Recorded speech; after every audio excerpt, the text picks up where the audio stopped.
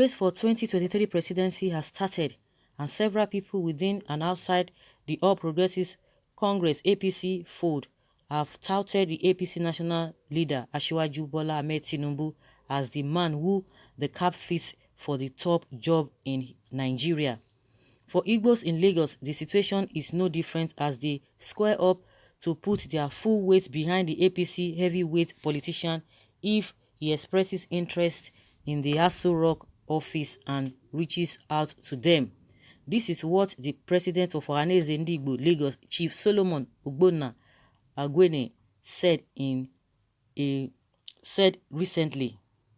He said, "If you say Asiwaju Bola Tinubu, I will say it is good for someone that brings people from nothing to something. That is the person I call a leader." Asiwaju Bola Tinubu is a person who doesn't like people to suffer or cry. Since his term as governor, he has been changing the narrative for many. He even helped many Nigerians come back home from overseas to become established in Nigeria.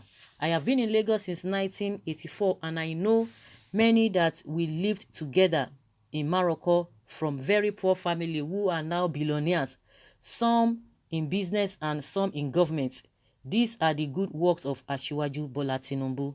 More so, Tinubu has set a good example by giving us Governor Sanwo-Olu, who Ndigbos have benefited from immensely. Even though Ohanaeze is not political, we have leadership on all Igbos in Lagos. So all Igbo politicians have this Ohanaeze Ndigbo secretariat to discuss their issues. And I want to disabuse the minds of Lagosians who says that no matter what you do for Igbos, they will still follow PDP. This is totally fallacy. Governor Babajide Sanwo-Olu has changed the narrative too since I came into this office. To say that Igbos don't vote APC will be a lie, especially in Lagos where we have huge investments and large population. On the assertion made by a member of the Lagos House of Assembly, Honorable Jude Idimogu, on Tinubu's candidacy, the number one Igbo in Lagos, Chief Solomon Ogbonna Agwene, remarked that there is one music that we sing in Igbo land that states that you give here, you give there, peace holds. So what Jude Idimogu said may be based on his personal contact with Asiwaju Tinubu, who is my role model as well. For me, I don't have such information because he has never declared openly to anybody, and I haven't heard such from him as well. Bola Tinubu has not contacted me as president of Ohanaeze Ndigbo in Lagos. I will always say to my people, you cannot be on opposition to your host community or the ruling party of the community. When asked about zoning and the possibility of Igbos taking the office in 2023, Chief Solomon Ogbonna Agwene commented, says, "My personal opinion is that the presidency is a national affair. Mine is, however, we give Ndigbo the rightful position is the person that gets my support. Also, whoever will help youth of this unemployment and will make interest in bringing people out of poverty is the person that I will support." The Ohanaeze leader believed that Igbos are suitable for the top Nigerian job.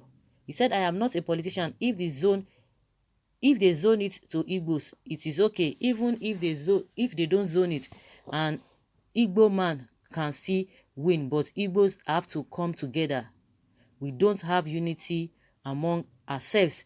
Igbos are capable. If they are capable of governing their state, why not? They have the money, the education, and the intellect that qualifies them, but unity is far away.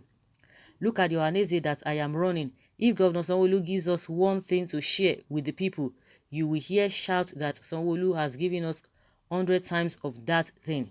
Ohanaeze doesn't have allocation yet. Some people are doing faction." They are doing faction. See, some people are really doing faction. That's a big word there. Faction everywhere.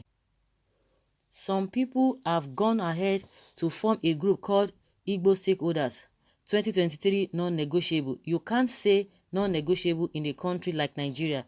This reduces the chances of support from other tribes for Igbo. This is what causes disunity and lack of progress. If you want such position you are talking about, you must have a strategy, and no warrior wins after selling his strategy before going to war. No man has a first son before his biological father. Ndigbos must be mindful of what is coming out of their mouth. He further stated, Igbo should unite for them to achieve what they want. If we don't come to the truth, we can't move forward. Chief Ogbonna concluded. Okay, of course.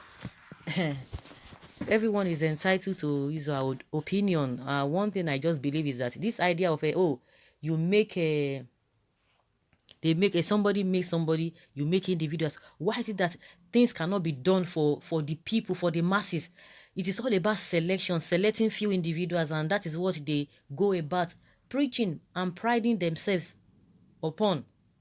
Now, he's talking about anybody who can provide unemployment for people. The same as Shiwaji Bola Tinubu that you are talking about. Is it not part of the APC? Is it not what APC said they are going to do? So APC is Tinubu. Tinubu is APC.